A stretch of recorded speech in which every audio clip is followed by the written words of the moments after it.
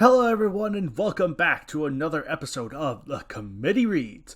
I am your host, KWCs, and with me today I have Grayshot, Alex, Nagoda, Nathis, and Joe.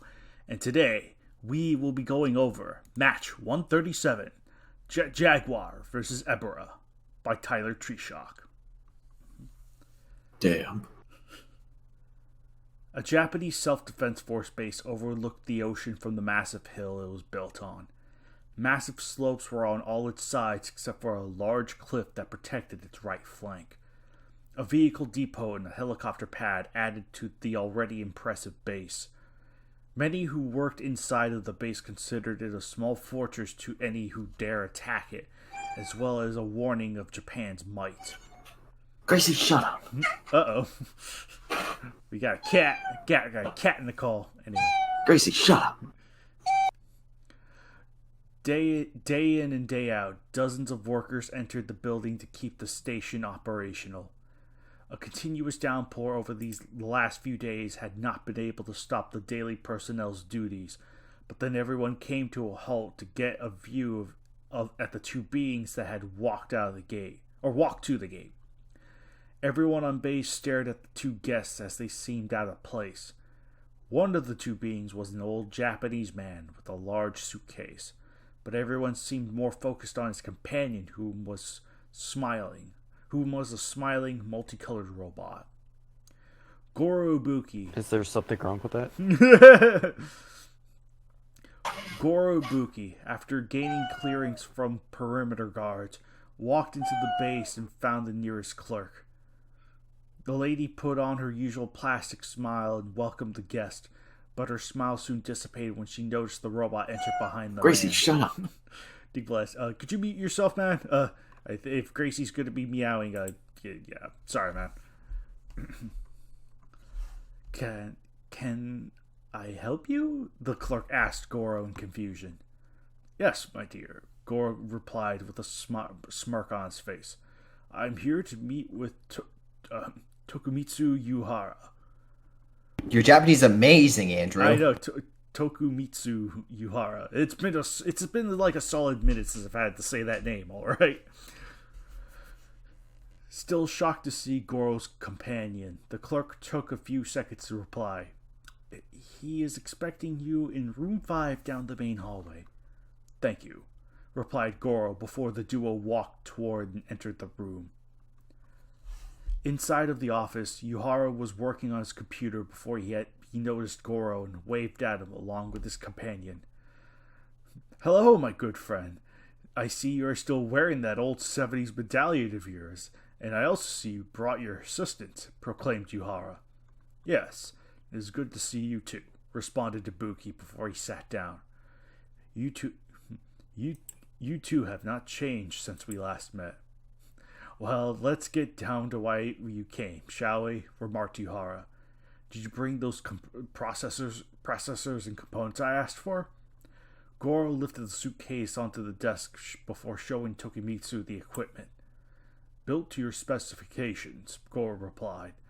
Though I must ask why you needed these parts so quickly. I may be retired and have a lot of free time, but these components were quite complex and time-consuming even for me. Gosh darn it, I thought I closed out Steam. Anyway. Damn. I may be retired and have a lot of free time, but these components were quite complex and time-consuming, even for me. They also don't work with many systems other than large complex ones like Jaguar. Yuhara shuddered and apologetically said, I can't say much, or anything for that matter, because it is highly classified, but I will tell you that will help save lives. I must thank you for completing these parts in record time, even though you will be paid for all your hard work. Anything for a long-time companion, and besides, with this pay, I can afford to take Jaguar and me on a nice vacation, Goro proclaimed. Do you have any suggestions? Yuhara was about to answer, but the base sirens cut him off. Both men sat in their seats, perplexed at what was going on, until a military officer opened the door. "Time to move, the both of you. Ebirah has just emerged from the ocean and is headed this way," the military officer yelled before exiting the room. "Ebirah?" questioned Yuhara. "What is it doing on land and why is it coming here?" "I don't know. But I do know that it won't have a chance to cause harm," Goro asserted before he turned to Jaguar. "My friend, will you stop this foe?" Jaguar nodded his head in approval before Yuhara, Goro, Before Yuhara, Goro, as well as the robot, exited the base and found the nearest military personnel. "What do you want?" yelled the officer as he was trying to move his garrison. "Go on the radio and tell your commanding officer that you are about to get a lot of support and not to shoot the giant robot," Yuhara ordered. "What?" the officer yelled, dumbfounded at the statement. Goro pointed to Jaguar, who had positioned himself in the middle of the base's courtyard, before saying, "He is going to stop Ebirah." "Are you two insane?" the officer in a loud tone asked before watching in shock as Jaguar grew in size. The massive crustacean slowly made its way up the hillside and toward the base.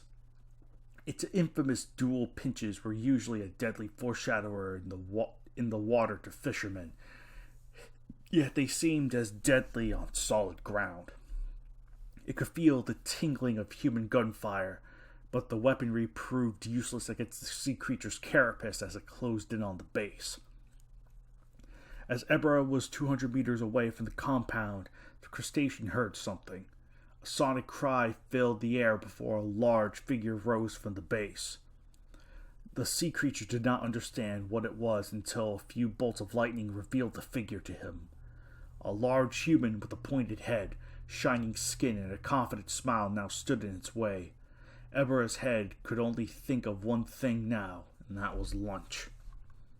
Because all monsters think of lunch. The lobster suddenly dashed toward the base as Jaguar jumped out of the facility and sprinted toward Ebirah. Ebirah slashed at the robot with its pincers, only for the robot to duck under the blow in addition to slide directly into the crustacean's face. Jaguar's foot impacted Ebirah's forehead and caused the creature to slide down the water-soaked hill. The lobster came to a stop at the bottom of the hill with mud as well as other debris covering its abdomen. After lifting itself back up, the creature found Jaguar waiting for him on the level ground. Angered by the previous attack, Ebirah charged again at Jaguar. The robot jumped over the crustacean with ease before grabbing its tail.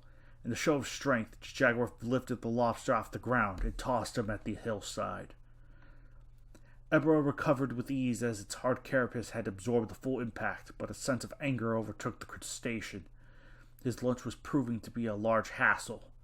Ebirah then noticed the ocean, and an idea sprang forth in its mind.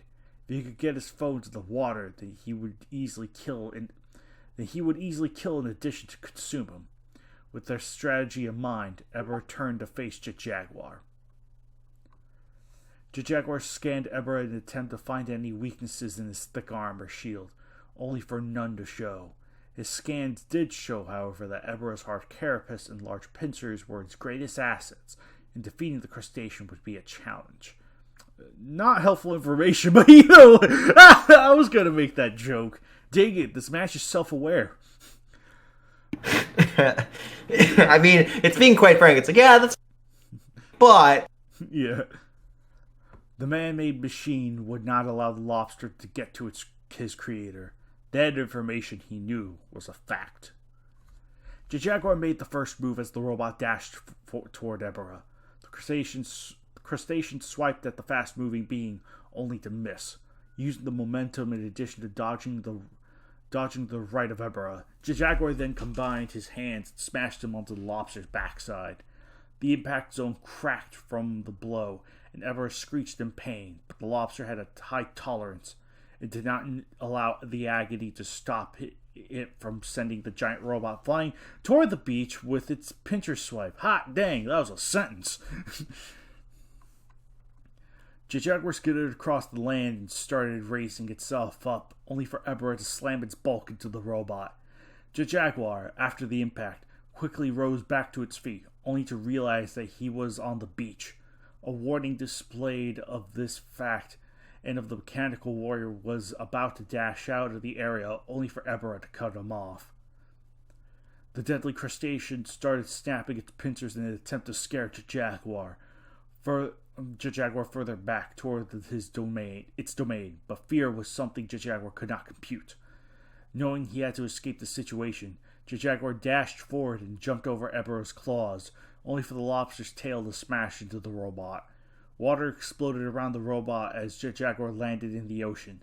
Wasting little time, Ebirah entered the water as well and disappeared under the waves. Pass. Goro, in addition to Takumitsu, damn, my Japanese is terrible, along with every other non-combat personnel, were being evacuated from the base. The dozen jeeps in the base's vehicle depot had finally showed to be useful as they roared to life and carried away base personnel. As the two were about to enter one of the escape vehicles, a man in military uniform ran toward them. "Mr. Yuhara, wait!" the man yelled. Takemitsu looked at the person before he asked, "What do you need?" "My name is Takashi, and the commander wants to see you now," answered the unflinching and unblinking officer. "Why does he want me?" Takemitsu inquired. "I do not know," the attendant Takashi replied. "I was ordered by him in person to take you to him." "Well, okay, I will join you," Takemitsu responded, but not before Goro grabbed him by the shoulder. With the harness grasp, Goro stated, "I shall come too." "Sorry, but the commander just wanted Mr. Yuhara, so you can't come," the officer asserted. "He is my friend," Goro replied. "I am sure your commander will make an exception for me, considering my assistant is currently fighting the giant lobster." "Look, as I said earlier, you can't come," yelled Takashi. "I'm not leaving my friend behind, so I go where he goes," Goro boldly stated before examining the man's uniform in detail. A vein appeared on Takashi's head, and seeing how he could not convince Goro to leave, he stated, "Fine, you can come along, just the both of you move now." The officer then led both Goro, in addition to Takemitsu, back into the base. As they made their way through the structure, Takemitsu kept an attentive eye on where they were going, until finally suspicions overwhelmed him. "Where are we going?" asked Yuhara. "The commander is at the helicopter pad along with a helicopter awaiting your arrival," asserted Takashi. "He's leaving his men behind?" Takemitsu questioned. That does not seem like the commander. "Also, is it not dangerous to fly a chopper in this type of weather?" "Look, I'm just taking you to where he told me over the radio," the officer proclaimed. Goro stopped and grabbed his friend by the arm before asking Takashi, "Did you not say he told you in person?"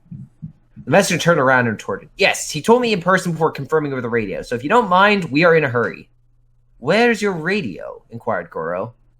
The man patted himself down before replying, "It appears I dropped it, but in any case, we need to hurry and meet up with the commander." "I think we will confirm your story with another military officer if you do not mind," declared Takemitsu as he and Goro started walking away. "Wait, I found the radio!" yelled the annoyed officer. Goro and Takemitsu turned around to see the man not holding a radio, but a strange-looking handgun. "Move and I shoot," Takashi stated before he started laughing. "You two just had to ask questions. Couldn't just follow orders, especially you," the officer stated as he pointed his gun at Goro. "You just had to come with your friend." Yuhara moved in front of Goro and said reassuringly, "We will come with you without any resistance. Just don't shoot my friend or me." "Fine, but you two move in front of me and get rid of your phones," the man demanded.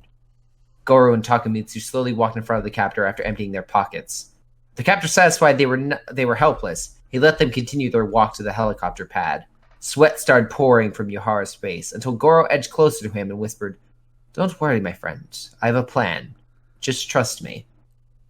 Yuhara shook his head in approval as... Okay, I just want to make note. Goro seems like, yes, this person does seem sketchy, but don't worry. I'm just going to confront him with no way to, stop him if he turns out to be nefarious. Yeah. Way to go, past gray shot. Plot hole. Great. Yuhara shook his head in approval as he, as well as Goro, then exited the interior of the building, stepped onto the helicopter pad, and into the stormy weather. The landing strip was at the far back of the building, had only one entrance or exit, and, excluding the side of the building, was surrounded by a tall fence. The fence on the right wall was all that stopped someone or something from falling down the cliffside and into the water below. At his destination, Takashi ordered, "You two, get to the middle of the pad, now!" Goro and Takemitsu made their way to the center before Goro asked, "So what now?" "We wait for our pickup," the impersonator replied before looking up into the rain, lightning, and cloud-filled sky. Car drenched along with his dread public exclaimed, "No chopper is going to fly in this type of weather. And even if they did, how do you expect it to arrive in addition to depart undetected?" The captor scolded Takamitsu before replying, "Shut up and wait. Are you forgetting who has the gun around here?" Takamitsu then went mute, but Goro asked Takashi, "Would you mind if I pray?" "What?" the officer asked, confused over what Ibuki had said.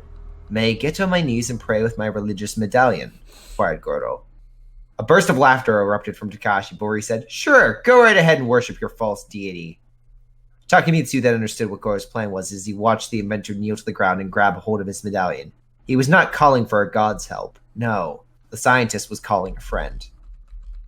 Warnings went off into Jaguar's interior computers as they were alerted him of his current situation of being underwater. Luckily, his outer armor had not been breached, so the salt water could do no harm as long as his armor stayed intact, though the robot was not going to test its theory.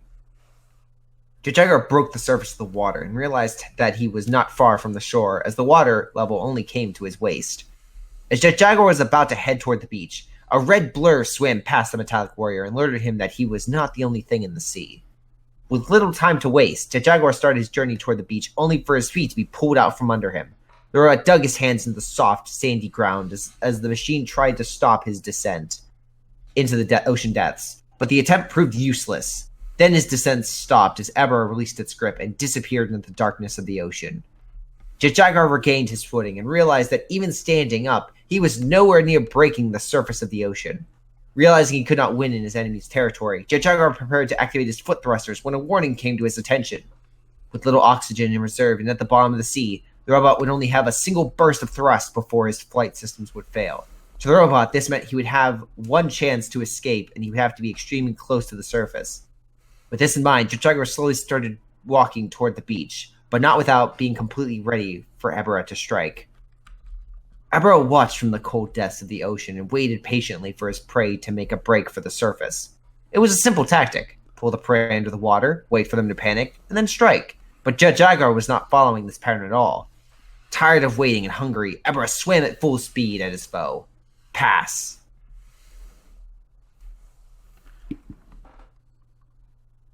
Pass? Pass. Nagoda. Oh, yeah, sorry. I'm at Ebirah lost, right? Ebirah lost from the Jaguar had no time to react. Okay. Yep. I was one paragraph off. Okay. Jaguar had no time to react as Ebirah rammed its body into the machine, as well as pinned the robot to the ground with its claws. One claw clamped around the robot's neck, while the other stabbed his shoulder. Jaguar grabbed the pincher around his neck with both his hands and held it open with all the power he could muster, so not to let Ebirah decapitate him. A few seconds later, the robot's sensors were alerting him to a greater threat than decapitation. Salt water was slowly but gradually entering his body through his shoulder. The robot would have to act fast or risk its total system failure due to water exposure. Ebirah, seeing the shoulder wound, moved its mouth close to get a taste of his enemy, merely to come to a horrific discovery. His enemy was not edible. A horrific taste filled Ebirah's maw, which caused the lobster to release his grip of the robot. Jaguar sprang into action with this opportunity as it delivered a powerful punch to the lobster's face. Ebirah backed away from the robot in surprise, but Jaguar then seized another opportunity to latch onto the crustacean's backside. Ebirah's movements then went into frenzy as it tried to dislodge Jaguar. Unable to reach the robot with his claws or tail, Ebirah started slamming his body into anything they could find. Massive underwater hills shattered as the crustacean tried to dislodge Jaguar. But the mechanical warrior's resolve was unshakable. The lobster then made a dash for the surface, hoping the massive pressure would cause Jaguar to release his grip. In seconds, Ebirah and Jaguar had burst through the ocean's chaotic surface.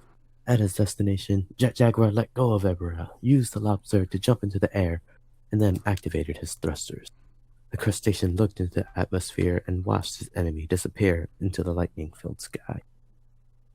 Thinking it had won, Ebirah raised its body out of the water and sent a screech into the sky. A few seconds then passed, and a sonic screech replied to Ebirah's insult. But its source came from behind the crustacean. The sea monster turned around, only to see Jaguar's 2 fists. Ebirah's underbelly armor shattered from the blow, but Jaguar did not stop as it grabbed hold of the lobster's underarms and flew upward into the sky with Ebirah in its grasp.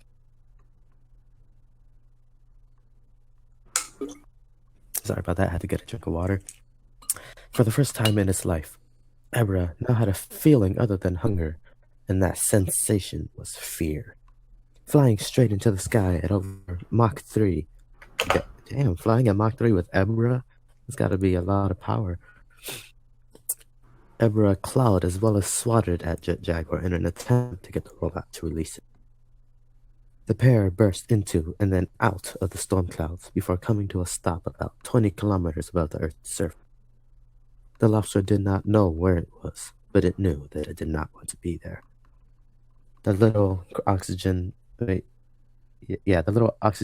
bone-cracking cold, and the sea of clouds below only intensified Ebirah's frenzy. Its many legs and 2 claws battered Jaguar until the metallic warrior finally released his grip. Ebirah started its descent back to the ocean and fell through the sea of clouds. Jaguar prepared to follow the lobster until his sensors went haywire. The robot looked at his feet to see that his lower legs were expanding at an alarming rate before his thrusters suddenly deactivated. The water in the robot's body had drained into its legs, and the temperature, which at the height was about negative 50 degrees Fahrenheit, had frozen all the fluid. Jaguar found himself in the same predicament as Ebirah, as he too fell into the sea of clouds. Time to Jaguar was unlike man, animal, or anything else that existed. Complex equations and calculations were done by the thousands in the time it took most people to blink. A few seconds after Jaguar's descent, and the machine knew there was nothing. Every option at his disposal ended with his eventual plummeting into the ocean, or his potential destruction. Then a message came and played in the robot's head. It was from his creator, his friend, Goro Ibuki. It said, "My friend, please come to the helicopter pad on the military base, as I and my friend have been taken hostage, not you, my other friend. You are our only hope." The message repeated inside of the android's mind a dozen times before Jaguar decided to go against his warning. He could and would not fail. In that instance, Jaguar learned of an age-old conundrum of man, and its name was Le. Power surged to his core as the machine started building up power. Warning signs appeared as his core's limits were put to the test.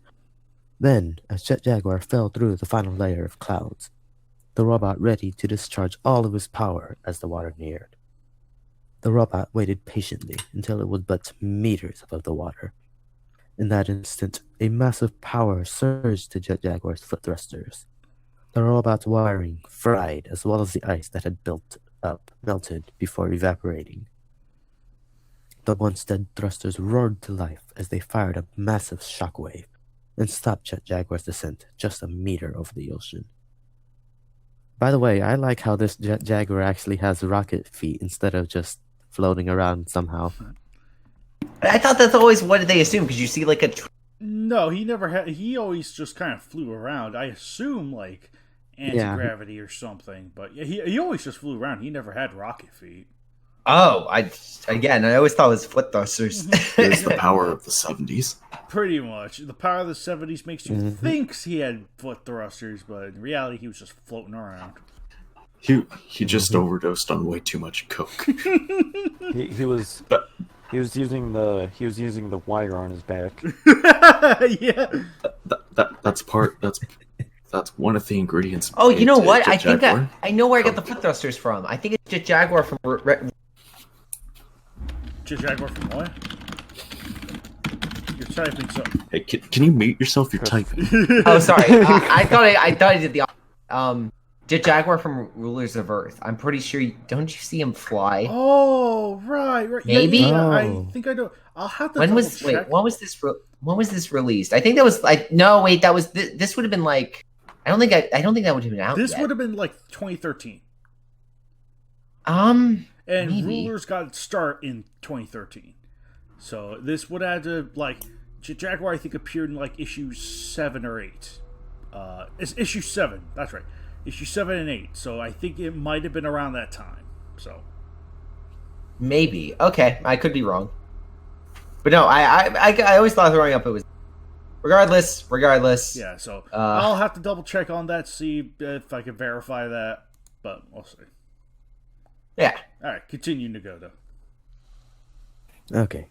The shockwave from the thrusters caused the water underneath Jaguar to become a massive crater before the ocean swallowed the void. The flight would not last long since his internal wiring had been damaged, but it would give the robot enough time to save his creator. With this on the robot's mind, Jaguar fired up his thrusters and flew at top speed through the roaring storm around him, toward the military fortress on the hill. Ebirah rose from the depths of the chaotic sea and watched his foe fly towards land. Hunger had disappeared from its mind, and two things had filled its place: agony as well as vengeance. Ebirah could think of. Ebirah is the night. Ebirah is vengeance. Ebirah is Batman. Lobster Man.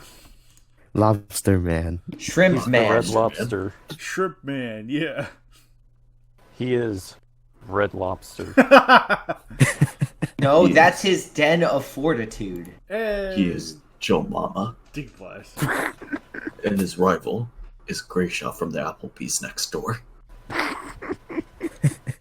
Alright, continue reading. The lobster did not know why it wanted to retreat, but something else was driving it to attack. Oh, wait, I read that wrong. The lobster did not know why, as it wanted to retreat, but something else was driving it to attack. Like a forced instinct had taken over its being. Unable to overpower the force, Ebirah swam at full speed toward the coast after his enemy. It's called The Plot, anyway. Mm-hmm. By the way, you want me to pass or keep going? Whatever you want. I'll read a bit more. Okay, that's enough, Takashi ordered Goro before the hostage taker smiled into the sky. Finally, it's here. Goro rose from the ground before he, in addition to Tokumitsu, both looked into the clouds and rain-filled sky, expecting to see a chopper of some sorts, only to see a fast, highly illuminated diamond. Yuhara, in disbelief, yelled, What is that thing? Takashi chuckled before he replied, "All right, of course." I'm just gonna pass here.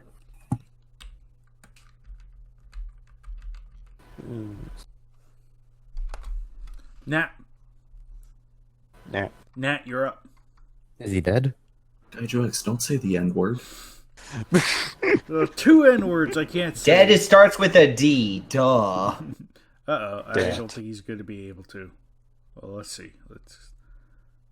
Okay, he's about to eat dinner. Well, let him have his dinner. I'll take over for a little bit. Unless you Don't want take away a to. man's He's Why an don't ass. why don't we give it to Joe? Okay, yeah, but fine. I'll give it to Joe. Jeez. Don't worry, Joe. I got your back. Thanks, Kaiju X. Very cool. Don't you mean thanks, Gray Shot? Oh, whatever. No. Just go ahead, Joe. Oh, wait. Oh, damn. Tokumitsu and Goro then realized the gravity of their situation as the flying diamond landed at the edge of the helicopter pad. They were not being kidnapped by a terrorist or even by someone human, but an alien, and more specifically, a ex-alien. I can guess by now that you have deduced my true identity, and that you are being taken into the care of the Exilian, said Takashi as he walked toward the two men. My orders, though,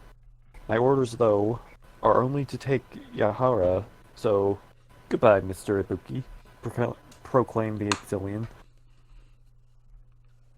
Tokumitsu rushed in front of his friend as the alien in human disguise raised its energy weapon to kill Goro. Yahara defended his friend by pleading, "He can be of great help to you. Just don't kill my..." But before Tokumitsu could continue, the Exilian grabbed the scientist by the throat and tossed him closer to the Exilian fighter. "Any last words, Mr. Ibuki?" questioned Takashi as he raised the gun to Goro's temple. Goro just stared in the eyes of his soon-to-be killer before a large smirk lit up the scientist's face with confidence. "Is the hearing of a Exilian more delicate than that of a human?" asked Goro. "No begging or pleading, just a random question," chuckled Takashi as he prepared to shoot Goro. "You must be losing your sanity, old man." A massive fist then smashed into Takashi just a few inches in front of Goro. As the large hand rose from the fresh crater, Goro looked into the hole. "I'm going to guess worse than a human." Goro yelled down the massive crater at Jaguar's fist had just created. Jaguar, satisfied the attacker was dead, then grabbed the Exilian and crushed it in its grip. With both of the possible threats gone, Jaguar shrunk back to his normal size and landed next to Goro. His creator smiled at his creation before resting his hand on the robot's shoulder and saying, "Good job, my friend." Tokumitsu then re-entered Goro's mind, and the scientist rushed over to his fallen friend. Yahara was unconscious from an apparent head injury he had sustained on impact from the throw, but he was alive. Jaguar lifted Tokumitsu over its shoulder and carried the man, after avoiding the massive crater it had created inside the base. The robot would have continued further in the structure, but a familiar screech caused Jaguar to set down Tokumitsu, as well as exit the base. The robot looked at his creator, and Goro just said, "Go finish Ebirah, and I will get Tokumitsu's help." Jaguar nodded before activating his thrusters in addition to flying toward the screech. Jaguar's flight only lasted a few seconds as his thrusters deactivated due to the robot's extreme overuse, but Jaguar continued his charge toward the crustacean's origin after growing to his 50-meter size. Ebirah slowly climbed the hill, the same path it had originally taken to attack the base, to find and kill the inedible foe. Then his challenging shrieks showed their value as Jaguar came into view. Each monster stopped their respective movements and just stared at each other. No more running, no more retreat. The two beings knew that this was their third and final round. A bolt of lightning then crashed into the background in front of the two, which acted as the battle's starting bell. Ebirah charged at Jaguar and started jabbing as well as swiping its pincer in an attempt to finish the robot off. But the attacks proved useless as Jaguar calculated, in addition to dodging each blow before delivering a jab of his own. Ebirah's frenzy intensified every second the robot dodged the crustacean's blows until the lobster's movements became uncalculable. Ebirah sent a powerful and unpredicted jab right at where Jaguar had jumped in order to dodge the crustacean's movement. The large top claw of the pincher punctured the robot's chest armor before protruding out of Jaguar's backside. With Jaguar in its grasp, Ebirah then tossed the robot to the ground, with its internal computers as well as his system severely damaged. Jaguar rolled over to see what his foe was doing, only to see Ebirah dashing towards him. A powerful two-pronged kick met Ebirah's face, sending the lobster skidding backwards on the wet ground. With his enemy occupied, Jaguar rose back to its feet and quickly as he could, but the movement was too slow as Ebirah was on the android in an instant. Behind the robot, Ebirah sent its long top claw through Jaguar's freshly made injury before raising Jaguar into the air. The robot gripped the claw that was through its mechanical abdomen as Ebirah started crushing Jaguar in its grasp. Unable to stop the claw from closing, Jaguar decided to try another strategy. A show of strength by the robot, Jaguar clutched the claw and twisted it until a loud snap occurred. Ebirah threw Jaguar to the ground in response to the severe agony, but the pain only fueled its anger as it charged at the robot to finish it off. With Ebirah's pincer's claw in his hand, Jaguar calculated a way to finish the robot. To finish the fight, damn it. The robot stood back up as well as waited for the lobster to come into striking distance before Jaguar dodged the crustacean strike and slammed the claw into Ebirah's head. The carapace broke easily as the claw sunk into Ebirah's skull like it was clay. The crustacean's entire body then became stagnant. Ebirah stood limp, silent, and immobile until a harsh wind knocked the lobster down. Jaguar scanned his foe, and with his scan showing Ebirah dead, Jaguar turned around. The robot was dented, punctured, as well as suffering severe programming complications. But those things did not get in the way of Jaguar feeling victorious. Prime Minister Hayato Igahashi strolled through the halls of the Japanese Self-Defense Force headquarters until he came to his office. He opened the door to find Goro Ibuki, in addition to Jaguar, waiting patiently for him in the chairs in front of the desk. "I am sorry for making you wait," stated Hayato, apologetically. "It is an honor for us to be here," Goro responded. The Prime Minister smiled before sitting at his desk and saying, "Well, let's get down to why you two are here. The incident a week ago today has been covered up to be another monster attack. Ebirah attacked and Jaguar stopped it, but the part of you as well as Mr. Yahara being held hostage by a person named Takashi and seeing an alien ship come down did not happen." Hayato continued.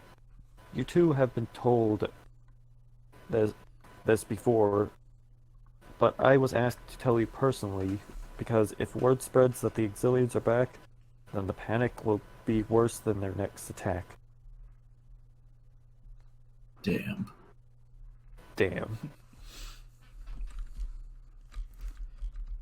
"Don't worry, I understand," Goro proclaimed before he pointed to Jaguar and jokingly stated, "He is the one to worry about." The Prime Minister grinned at the scientist's joke before he reached into his desk and pulled out 2 tickets. "What are those?" inquired Goro. "Yahara told me that you were interested in going on vacation, so here are 2 tickets to the best resort in the Pacific." Hayato stated, "Consider it a thank you for Jaguar killing Ebirah and payment for keeping what happened at the base a secret." So basically, a high-level politician in the Japanese government is doing bribery. Great sign, Japan. Great. I mean, he's not wrong. I mean, Jaguar does deserve a vacation. Okay, you know what? Fine. "Thank you, Prime Minister," Goro said before bowing in front of him. "We both will enjoy our trip to the Crimson Twilight." Then Goro, in addition to Jaguar, disappeared at the door.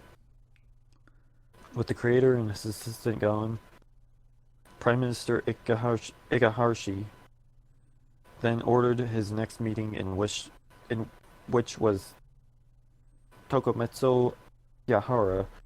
Yahara was quick to enter the office and sat down in front of the leader of Japan. "You wanted to see me?" Tokumitsu inquired with worry in his voice. "I wanted to discuss how Project Revenant was going," the high official asked.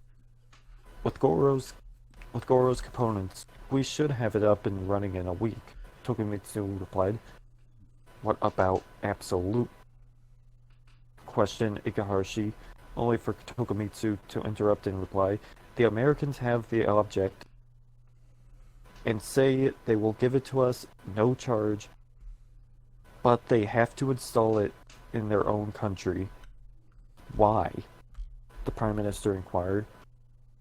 Apparently they need it for a problem developing on their border, answered Tokumitsu. That did not age well. That did not age well. Trump doesn't want any foreign aid. That could be multiple things when you think about it.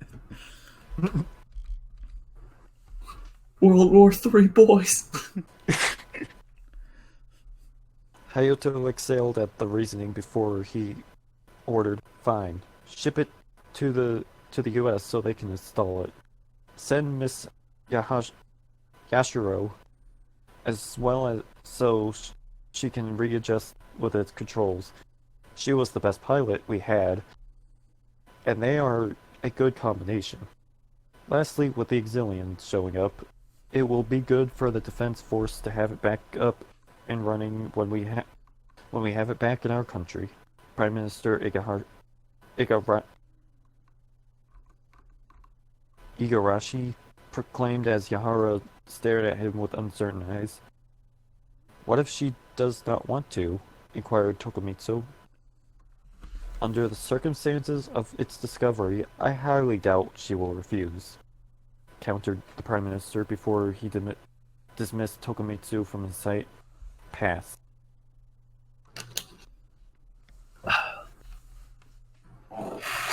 For a month, a new object has been orbiting the Earth undetected by mankind. Its goal was simple yet extremely difficult. The task was the complete and utter conquest of the planet under the reign of the Exilians. The Exilian, or new Exilian leader, a Kaiser named X, a name all leaders were given in power, watched the planet slowly rotate before he was interrupted by an Exilian official bursting into the command room with a similar build, personality, and appearance as the last. And later, many Exilians believed X was the reincarnation of the dead Kaiser of the same name. "What do you want?"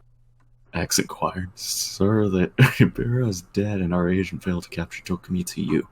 The official said before the Kaiser in the blink of an eye moved across the room and grabbed the Exilian. X. "Can you repeat that again?" X whispered into the official's ear. Failed to acquire Tokumitsu and Ebirah was killed. The Exilian said before X started tightening his grip. "Another Ebirah is dead. I guess we'll have to clone another one." Another one bites the dust. Dun, dun, dun. Another Damn. one bites the dust. To be fair, it actually, I'm pretty sure, is killed monster. We were lucky to find it alive and base in its body from the last invasion. It was our only creature that we could use without arousing suspicion. Fuck. We have found the crash site, though, gasped the choking Exilian before X stopped his ran as well as dropped him to the ground.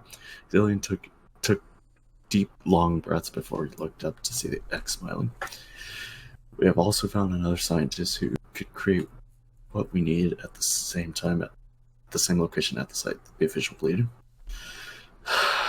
Where? It is at latitude N 40, too many numbers, longitude W73, too many numbers, stated the official for X tossed aside and turned on the main screens of the room. Picture of the location suddenly appeared and X smiled a grim smile. Smiled a grim smile. Smiled a grim smile. Smiled a grim smile. Smiled a grim smile. Smiled a grim smile. Smiled a grim smile. Grandma smiled, smiled. Smiled a damn smile. Smiled a grim smile. The scientist we need is here as well. X asked. Yes, my leader, the official responded. Plan the scientist removed and find out exactly where the ship crashed. X ordered, once we have what is buried at this site under our control, there's nothing that will be able to stop us. Anything else? Exilian cautiously asked if you're one last I think thing. Alec enjoys the pain. Like, he knows whatever this guy. It's like, oh, Yeah. Well, we all know this new version of X is depressed.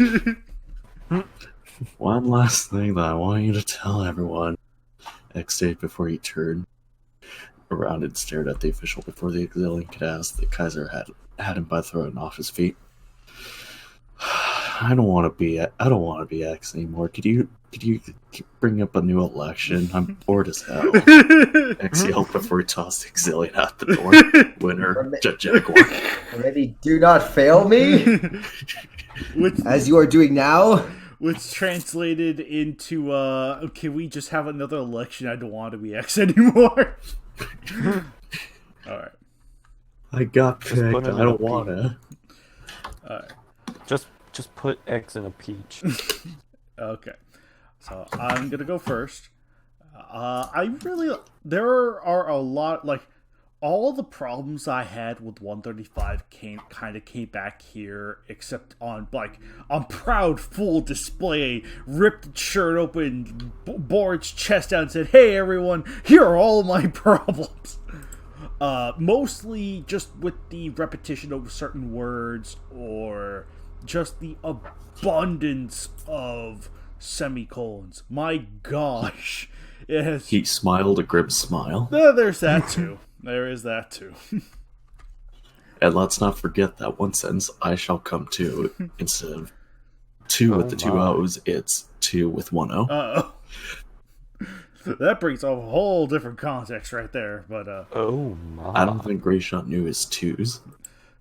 No, I do know my twos. Past Greyshot we're referring to. I don't think he knew his twos. Well, I don't think Greyshot still doesn't. I don't think Greyshot doesn't know his twos still. Alright. I'm a twin. I always know my twos. Hey! Anyway. Yeah. But in spite of those flaws, I do have to say this is probably ranking up there is probably one of my favorite matches.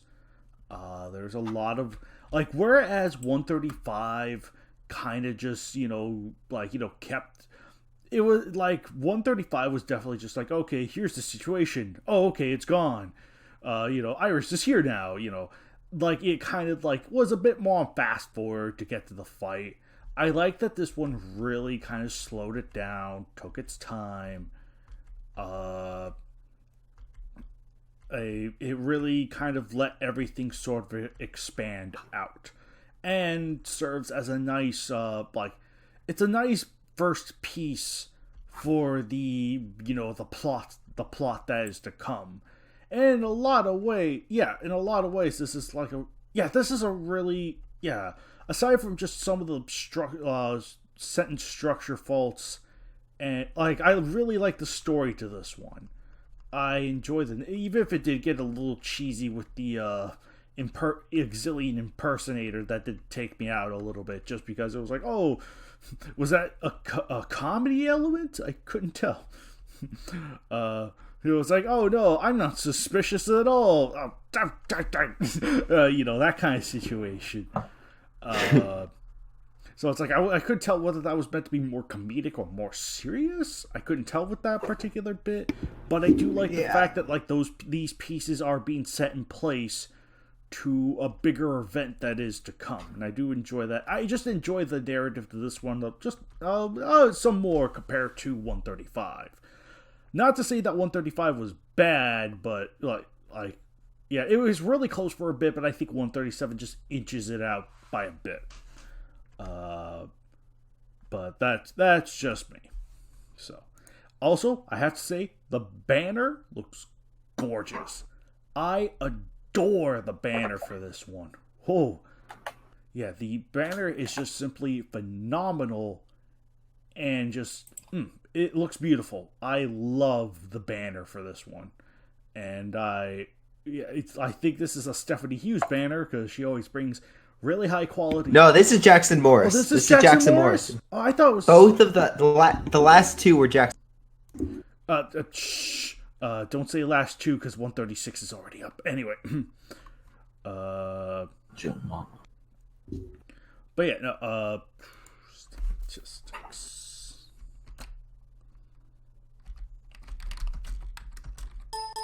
Uh-oh. Oh yeah, it is Jackson Morris. Huh. Interesting. I'm not crazy. You're crazy. Apparently I am. But okay, Jackson Morris. I apologize. I attributed it to the wrong artist. I'm gonna cut that bit out and just put it behind the scenes. Okay. Damn. Yeah, Jaguar. Yeah, this looks phenomenal. There's a whole lot of dynamic action going on with the water. That Ebirah figure that was really well manipulated into the shot, and Jaguar just looks great. I'd say his eyes are a little faded, but given the fact this is a raging storm, I can set that aside. So, yeah, this is just a phenomenal banner from Jackson. Amazing. So, whew. All right, Great Shot. What do you think? What do you have to say with 137? Okay, so in all honesty, all the fears I had about all the fears I had from 135, I never brought up when a lot more errors. I honestly was like the weakest thing I hear is the human interaction with. I honestly, Goro and Yuhara don't really have that. Like Goro's better, but Yuhara just kind of blanks it. Takashi's okay, but there's a lot I would change with regards to this dialogue and how it's presented. Yeah. The Prime Minister thing is a little bit laughable. While I do like X's interaction, I think that's like the best interaction for the whole match. Yeah, it's a little weak overall. The fighting is good. I think it's solid. It changes pace the entire time, and you wouldn't. I don't doubt anyone.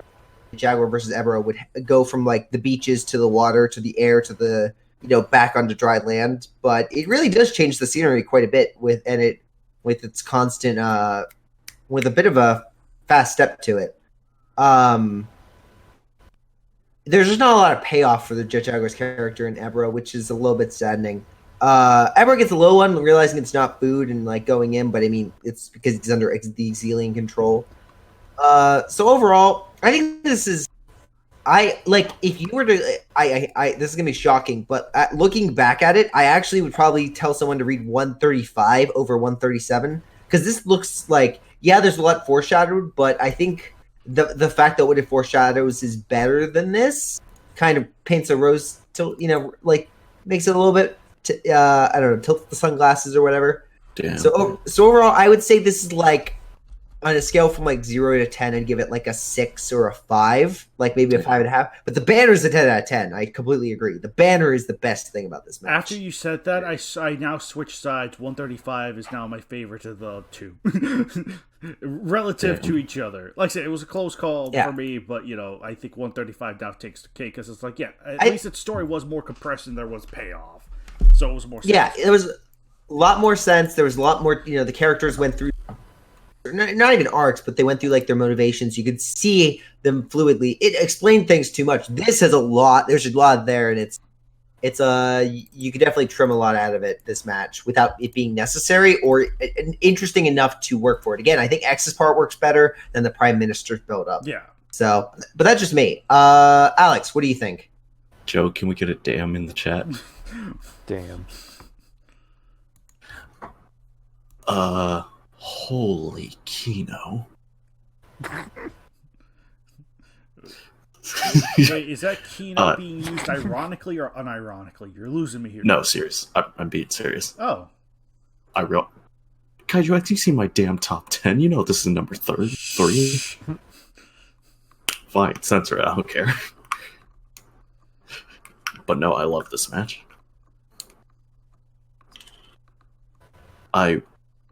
Well, first off, the banner is really good, like everyone else has been saying. I kind of like the detail. It's kind of like how I feel about 88. I could picture the whole thing, like the whole fight, whole story. Like, I see this as a rainy, dark, and stormy night. Well, Jaguar and Ebirah, and I have to say, Ebirah is presented as a serious threat, which I really liked. And I also like how Ebirah is not the only threat to Jaguar, it's the ocean itself. I also like the character action between Goro and the other characters.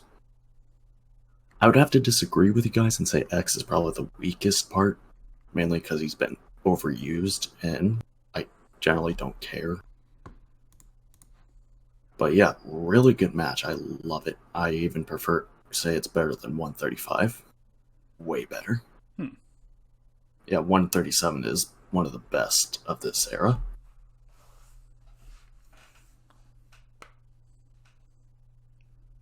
That's interesting. Hamburger.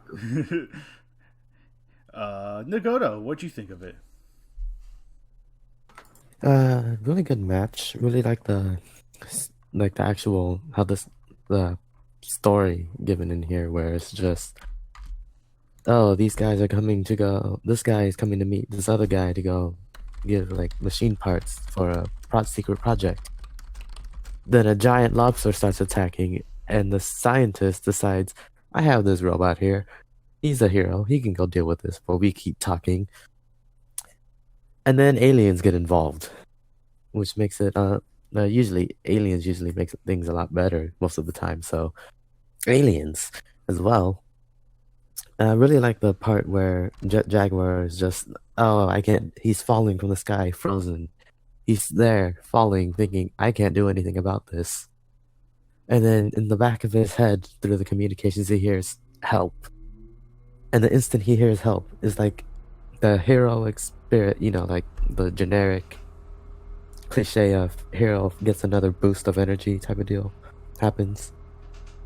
And he just bursts through his frozen body to go rescue his creator. As for the banner, really like that storm going on in there. The rain, the splashes. Jaguar looks pretty nice. Ebirah looks pretty nice. Considering there's very little Ebirah images, that is a really good use of it.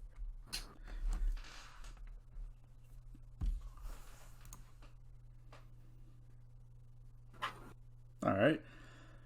Oh yeah, I forgot to mention one Go thing. ahead. I would have cut the Zillion part. But it's foreshadowing, though. No. All right. Yeah, but them going to the retreat is foreshadowing. That's true, too. I guess That's like more wacky adventures. I guess. Fair enough. Nat, if you're available, what'd you think of it? Nope, still dead. Okay, still dead? Damn. Alright. Okay, he's Nope. typing. He's typing. Alright, yeah, you type, Joe, what'd you think of it? I thought it was really good. There's a lot of good action.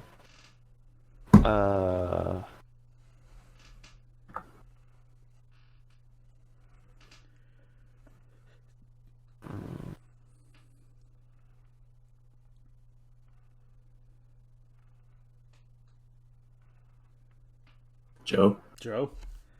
Joe? You said there was a lot Joe? of good action, and then, yeah. And then he went silent. I think he died. Yeah. And then he died. He literally has... No! I guess I'll read what Nat said. He said, Exilians were boring. Stop using Millennium ones. Yawn. Everything else was good, especially Jet. 7 out of 10. Too much Exilian.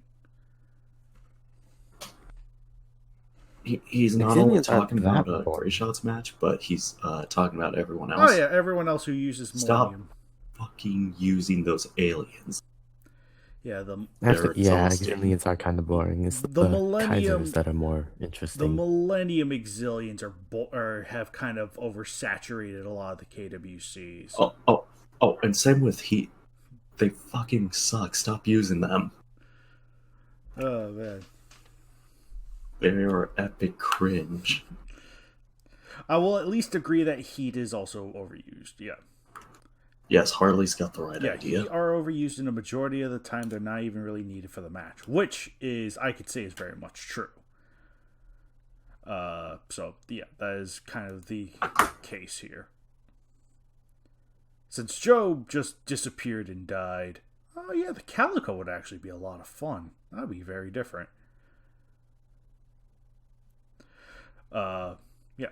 Since Joe died mid thought, Damn.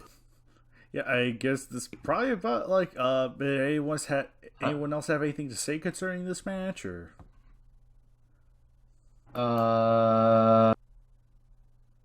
No. Let's see. That one guy who was trying to kidnap them cannot keep his story straight, apparently. he was an idiot. They sent in the idiot soldier. We have a super sensitive mission for you. Be the idiot. Damn.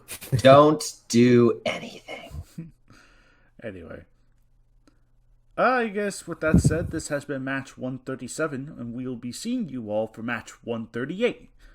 In the meantime, we will see you guys next time for the next episode of The Committee Reads. Till then. I gotta go poo.